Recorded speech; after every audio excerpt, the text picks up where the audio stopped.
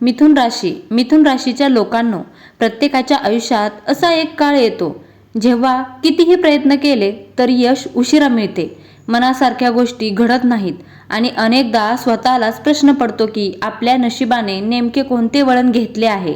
अनेक मिथुन राशीच्या लोकांनी गेल्या काही काळात अशीच परिस्थिती अनुभवली आहे. मेहनत करूनही अपेक्षित फळ न मिळणे, जवळच्या लोकांकडून गैरसमज होणे, आर्थिक ताण जाणवणे, मानसिक अस्वस्थता, नात्यांमध्ये दुरावा आणि अडकून पडलेली कामे, या सगळ्यांचा सामना तुम्ही शांतपणे केला आहे. वरून हसतमुख राहून आतल्या वेदना लपवणे ही मिथुन राशीच्या लोकांची सवय असते. परंतु मनात किती संघर्ष सुरू असतो हे फार थोड्यांना समजते. अशा वेळी वरुठिनी एकादशी सारखा आध्यात्मिकदृष्ट्या महत्त्वाचा दिवस आशेचा किरण घेऊन येतो. भगवान विष्णूंना समर्पित मानली जाणारी वरुठिनी एकादशी ही संरक्षण, पुण्य आणि नकारात्मकतेपासून बचाव यांचे प्रतीक मानली जाते. या दिवसांपासून मिथुन राशीच्या लोकांच्या जीवनात हळूहळू सकारात्मक बदल सुरू होऊ शकतात, अशी पारंपरिक श्रद्धा आहे. जे काम खूप दिवसांपासून अडकले होते त्याला गती मिळू लागेल. अनेक दिवस प्रलंबित असलेली कागदपत्रे, आर्थिक व्यवहार, उत्तराची वाट पाहणाऱ्या संधी किंवा थांबलेली प्रगती यांमध्ये हालचाल जाणवू शकते. ज्या गोष्टींनी तुम्हाला वारंवार थांबवले त्याच अडथळ्यांचे वजन आता कमी होत असल्यासारखे वाटू शकते. आर्थिक बाबतीतही हा काळ सुधारणा घडवणारा ठरू शकतो. अचानक मोठा धनलाभ होईलच असे नाही, पण स्थैर्य निर्माण होण्याची प्रक्रिया सुरू होऊ शकते. खर्चावर नियंत्रण येईल, नवीन उत्पन्नाचे मार्ग दिसू शकतात, एखादी अतिरिक्त कमाईची संधी मिळू शकते किंवा पूर्वीची मेहनत आता फळ देऊ लागेल. मिथुन राशीच्या अनेक लोकांना पैशांबाबत इतका ताण आला होता की त्यांनी अनेक इच्छा बाजूला ठेवल्या, परंतु आता परिस्थिती थोडी थोडी सावरत जाईल, अनेक असे संकेत मानले जातात. या काळात तुमच्या मान सन्मानातही वाढ होण्याची शक्यता आहे. जे लोक तुमची किंमत ओळखत नव्हते तेच आता तुमचे महत्त्व समजू लागतील. समाजात, कुटुंबात किंवा कामाच्या ठिकाणी तुमच्या मनाला वजन मिळेल. तुम्ही घेतलेल्या निर्णयावर विश्वास ठेवला जाईल. अनेकदा मिथुन राशीचे लोक स्वतःपेक्षा इतरांसाठी जास्त करतात, पण त्यांना योग्य मान्यता उशिरा मिळते. हा काळ ती मान्यता मिळवून देणारा ठरू शकतो. नातेसंबंधांच्या बाबतीतही महत्त्वाचा बदल दिसू शकतो. वरुठिनी एकादशी पासून पुढील काही काळ तुमच्या जीवनातील लोकांचे खरे स्वरूप समोर येऊ शकते. कोण फक्त उपयोगासाठी जवळ येते आणि कोण मनापासून तुमचे आहेत हे स्पष्ट होईल. काही लोक दूर जातील, काही नाती तुटतील, परंतु जी खरी आहेत ती अधिक मजबूत बनतील. हा काळ तुम्हाला लोक ओळखायला शिकवेल आणि भावनिकदृष्ट्या आर्थिक प्रगल्भ करेल. अनेक जण विचारतात की मिथुन राशीवर साडेसातीचा प्रभाव आहे का? याबाबत एक महत्त्वाची गोष्ट समजून घेणे गरजेचे आहे की साडेसाती फक्त राशीवर ठरत नाही, ती जन्मचंद्राच्या स्थानावर आधारित असते. त्यामुळे फक्त मिथुन राशी असल्याने सर्वांनाच एकसारखी साडेसाती लागू होत नाही.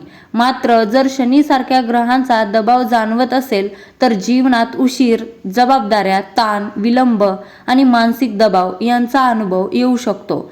पण हे काळ कायमचे नसतात, ते माणसाला अधिक मजबूत आणि शहाणा बनवतात. मिथुन राशीच्या लोकांच्या आयुष्यात विशिष्ट प्रकारचे लोक वारंवार येतात, कारण मिथुन राशीचे लोक बुद्धिमान, बोलके, पटकन मैत्री करणारे आणि मनाने चांगले असतात. त्यामुळे त्यांच्यावर उपयोग करणारे लोक आकर्षित होतात. काही लोक तुमच्या प्रगतीवर मत्सर करतात, काही तुमची किंमत उशिरा समजतात, तर काही खरे शुभचिंतक आयुष्यभर सोबत राहतात. हा काळ तुमच्यासाठी लोक ओळखण्याचा काळ आहे. जो तुमच्याशी प्रामाणिक नाही तो हळूहळू दूर जाईल.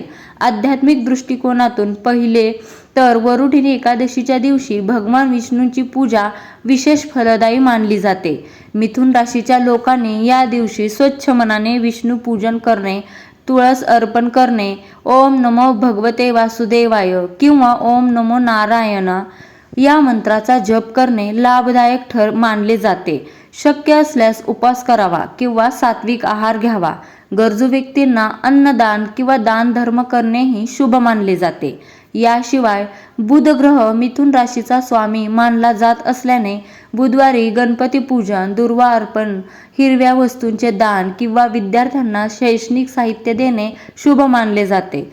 जर शनीचा प्रभाव जाणवत असेल तर शनिवारी तिळाच्या तेलाचा दिवा लावणे, गरजूंना मदत करणे किंवा शनी मंदिरात दर्शन घेणे मानसिक स्थैर्यासाठी उपयुक्त मानले जाते. आगामी काळात करिअर आणि व्यवसायात नवीन संधी दिसू शकतात. बढती, नवीन जबाबदाऱ्या, व्यवसायात विस्तार, ऑनलाईन किंवा पार्ट टाइम कामातून लाभ मिळण्याची शक्यता निर्माण होऊ शकते.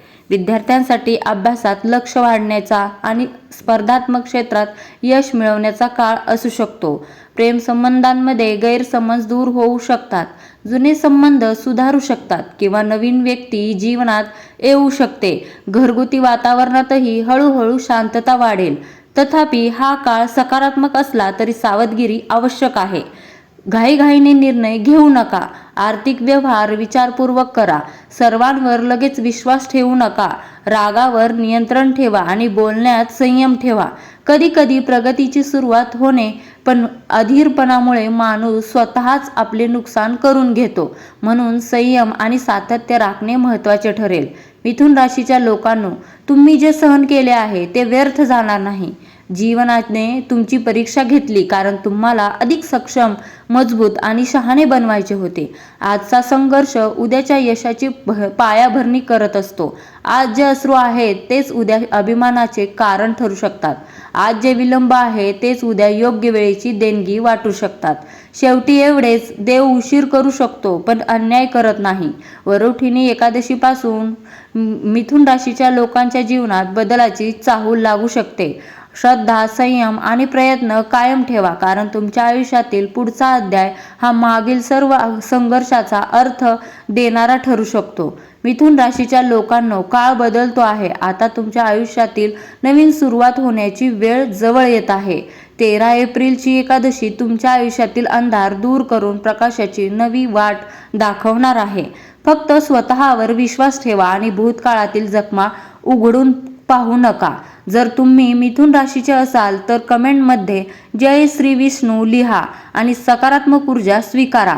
हा व्हिडिओ शेवटपर्यंत पाहिल्याबद्दल तुमचे खूप खूप मनापासून आभार. धन्यवाद.